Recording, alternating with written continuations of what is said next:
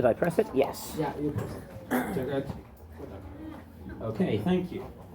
Hi, my name is Andrew and I'm from Scotland, and this little routine is kind of a history lesson, but first, a little explanation. You guys have all heard of Santa Claus, right? Big fellow, chimneys, presents, all that business, but he's also known for Rudolph and those flying reindeer. Did you ever wonder where the flying reindeer myth came from? There is actually an answer for that. Basically, there is a kind of mushroom that grows in remote forests that if people eat it, they only get to eat it once because you die. End of discussion. But, funny story, if a reindeer happens to feel a bit hungry, munches on some of these mushrooms, all he has is delicious mushrooms. They're fine. But the reindeer's insides process a special ingredient in the mushrooms, and it comes out in the reindeer's urine. And amazingly, someone discovered that if you drink reindeer urine when they've been eating these mushrooms, suddenly you'll start hallucinating and have a huge acid trip, basically. So, volume went up, good stuff. And so that's why the whole flying reindeer myth came about, because after all, the first thing you'd see after drinking some of this magical reindeer urine is a reindeer probably looking around going, what did you just do? And as far as you're concerned, he's shooting through the sky propelled with presents and there's Santa Claus on his back. So there's your explanation. Anyway, though it struck me as, how on earth did someone discover this? I mean, someone who was so thirsty went into the forest and thought, oh my goodness, I'm going to die unless I drink something. There's a reindeer relieving itself. I'm saved. And just like jumps underneath it. I mean, and also, having survived that, what made him think it was a great idea? I'm going to come back into the village and I'm going to tell everyone what I did, rather than go, oh, no one's ever going to talk to me again if I mention this. Anyway, so that's your quick potted history of why on earth there's reindeers flying in Santa Claus myths. But you'll see the parallel to the next bit in a second. I don't know if all of you guys have heard of Sir Walter Raleigh. Anyway, if you haven't, don't worry, I'll bring you up to speed.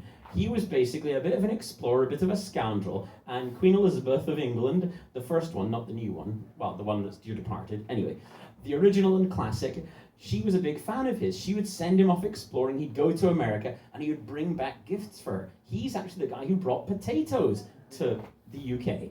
I mean, so you can picture the scene. He arrives at court and it's like, my queen, I bring forth this fantabulous vegetable. It's like, pray, Sir Walter, tell us what it is. Well, it is round, it is called a potato. And I have the feeling if you boiled it or sliced up and put it in oil, you know, it'll be quite tasty. It's like, oh, how wonderful. Can you please demonstrate? Certainly, get me a stove. Simples. Okay, so lots of glory. She sent him back again, and true enough, Sir Walter Raleigh also discovered tobacco. You know, and who hasn't heard of tobacco, smoking, all that. But tobacco itself has a bit of a funny backstory, because people didn't always smoke it, but they did take tobacco. How shamans in like Native American tribes, what they would do is they get a large quantity of tobacco plants, and they would chop them and mash them and boil them and mash them and boil them, and eventually they would get this sort of blob, as it were, and I don't know if you can see where this is going, they would stuff it in their bottoms. And the nicotine would get absorbed into their system, and suddenly they're seeing the sky people, they're seeing their ancestors, they're having insights and all that, and telling people's future.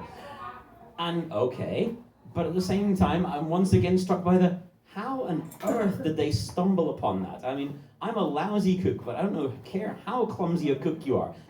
Thank you. There is no way that's gonna happen. She also knows how lousy a cook I am. I'm married to her. Anyway, that's the funniest part of all. Wait, and was this potatoes of nicotine? No. Keep up. Lesson 1 was potato. Lesson 2 is tobacco. Okay. As I was saying, so these shamans would, stuffing tobacco plant goo up their bottoms. Similarly, I'm still thinking, okay, how on earth did they discover this? So I'm picturing the scene. Okay, there's a shaman who's also the cook for the tribe. And maybe the tribal leader is really tired of his lousy cookery. And he says to him, okay, if you perform one more lousy pudding, I'm going to stuff that where the sun doesn't shine. And sure enough, he thinks, I'm going to try that new plant, tobacco. And so he boils it up and creates a wonderful tobacco jelly for the chief. He tries and goes, right, bend over, and away it goes. And it made me think, thank goodness they came up with the peace pipe, because otherwise Sir Walter Raleigh's visit to Queen Elizabeth would have gone a little differently. Your Majesty, I bring forth this wondrous plant, the tobacco plant. It's like, oh, Sir Walter, can you please demonstrate? Certainly, Your Majesty, would you be so good as to bend over? But also, when I was trying to do some actual Googling research for this routine to find a proper reference for the shamans with stuff up their bottoms, I thought that would be all I could find. But I was incredibly wrong. It turns out, nope, even once it had reached the shores of the UK, you'd think all the bottom stuff was over. Au contraire.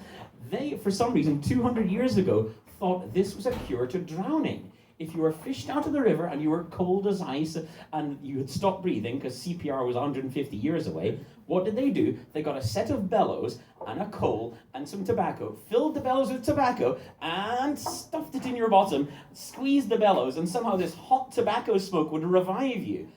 I think it was more a question of the sheer horror of, oh my goodness, there's smoke going up my bottom.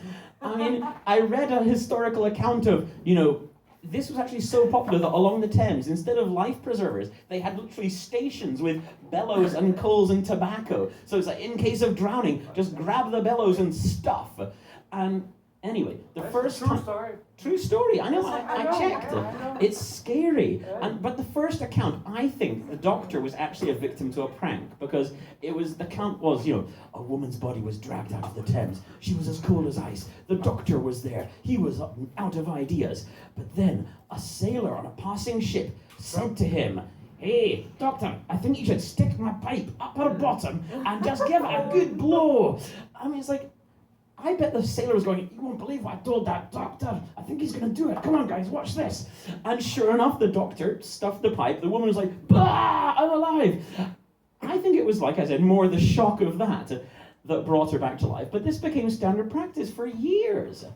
And it made me think that, how in America, if someone doesn't want to be revived, they have DNR across their chest. I have visions of some sailor who maybe doesn't want heroic measures to be used. Does he have no smoking signs on his bum cheeks? I don't know. I still find myself picturing sailors, coming to after a traumatic experience and going, guys, what happened? It's all a blur. And then he farts and there's a cloud of tobacco, so one goes, "I nearly drowned, didn't I?" I was like, yes. So I told you guys, didn't you see the signs? Anyway, thank you guys, you've been wonderful.